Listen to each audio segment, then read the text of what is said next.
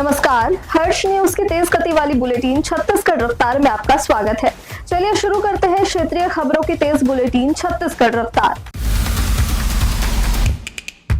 छत्तीसगढ़ सरकार ने स्कूलों में शिक्षकों की ऑनलाइन अटेंडेंस के लिए नई व्यवस्था लागू की है।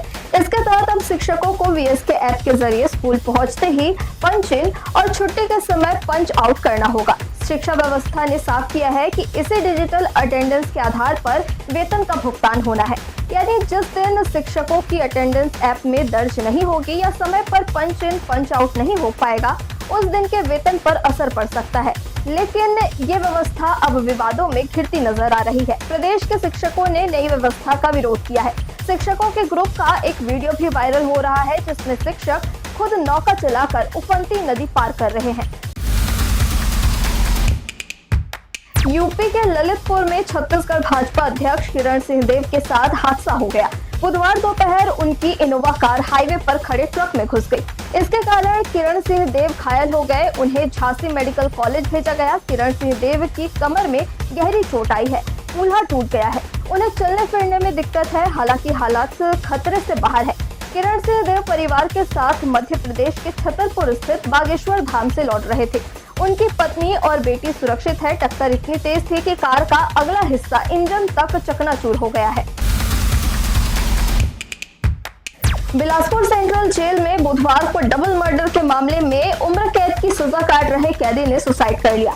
बंदी ने जेल परिसर में गैसीफायर प्लांट की जलती भट्टी में छलांग लगा दी। मृतक की पहचान राहुल उर्फ विकेश कंवर के रूप में हुई है, जो कि बमनीडीह चापा का रहने वाला था। राहुल पिछले 10 साल से जेल में बंद था। बता दें कि बिलासपुर सेंट्रल जेल में पिछले 1 महीने से 5 बंदियों की मौत हो चुकी है। 23 जून को पॉक्सो के आरोपी नीलू जगत की हत्या जेल के भीतर हुई थी। इसके बाद आजीवन कारावास की सजा काट रहे रायगढ़ निवासी राम भरोसे माझी की तबीयत बिगड़ने के बाद मौत हुई।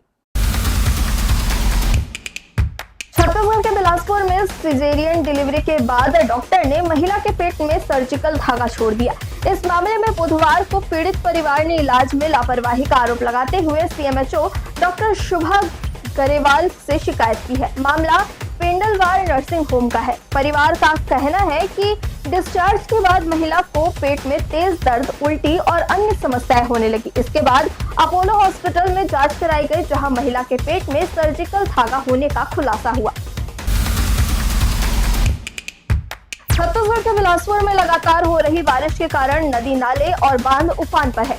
इसके बावजूद कई युवक अपनी जान जोखिम में डालकर नदी और डैम में छलांग लगाते हुए खतरनाक स्टंट कर रहे हैं।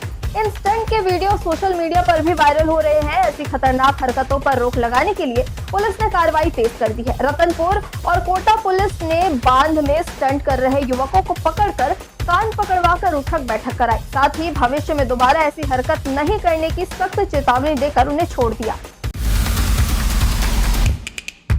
बंगाल और ओडिशा में बने सिस्टम के असर से छत्तीसगढ़ में अगले 24 घंटे तक कई जिले में भारी से बहुत अधिक बारिश का अलर्ट जारी किया गया है।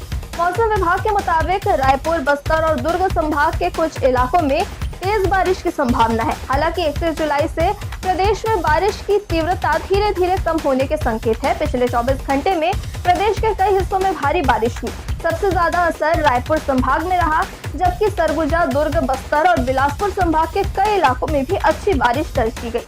लगातार बारिश से गरियाबंद का सुहागपुर गौठान बाढ़ के पानी से घिर गया, जहां 5 से 3 और 2 साल के 3 मासूम बच्चों समेत एक परिवार करीब 4 घंटे तक फंसा रहा। नगर सेना ने देर रात रेस्क्यू कर सभी को सुरक्षित निकाला। गौठान में 300 गाय अभी पानी के बीच फंसी हुई है, जिन्हें आज निकालने की तैयारी है। बस्तर के घने जंगलों में वन्य जीवों की सुरक्षा और अवैध गतिविधियों पर रोक लगाने के लिए वन विभाग ने अब हाईटेक निगरानी की शुरुआत कर दी है। कांकेर वन मंडल से थर्मल ड्रोन मंगवाकर बस्तर में रात्रिकालीन निगरानी शुरू की गई है।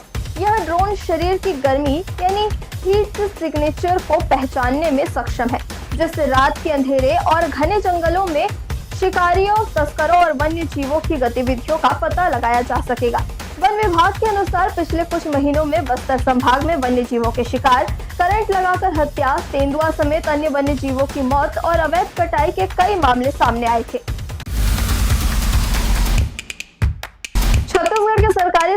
शिक्षक भर्ती की प्रक्रिया में तेजी आई है। सहायक शिक्षक के बाद अब शिक्षकों की भर्ती प्रक्रिया शुरू हो रही है।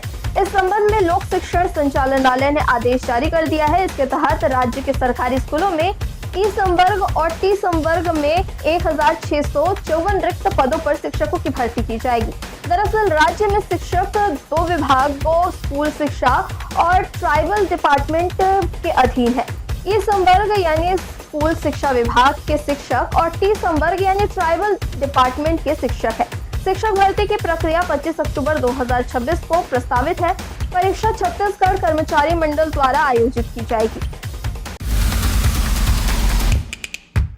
विधानसभा चुनाव की तैयारियों के बीच प्रदेश कांग्रेस कमेटी ने नेताओं और टिकट के संभावित दावेदारों के लिए नए संगठनात्मक दिशा निर्देश जारी किए हैं। अब किसी भी धरना प्रदर्शन, आंदोलन, जनसंपर्क अभियान या फिर राजनीतिक कार्यक्रम से पहले संबंधित जिला कांग्रेस कमेटी और पीसीसी को पूर्व सूचना देना और स्थानीय संगठन से समन्वय बनाना अनिवार्य होगा। पार्टी का कहना है कि यह अनुमति लेने की प्रक्रिया नहीं बल्कि संगठनात्मक तालमेल मजबूत करने की पहल है। सूत्रों के मुताबिक हाल के महीनों में कई नेताओं ने स्थानीय संगठन को विश्वास में लिए बिना अलग अलग कार्यक्रम आयोजित किए थे। छत्तीसगढ़ रफ्तार की आज की बुलेटिन में बस इतना ही। अपने आसपास की खबरों से जुड़े रहने के लिए हमेशा बने रहे हर्ष न्यूज के साथ। नमस्कार।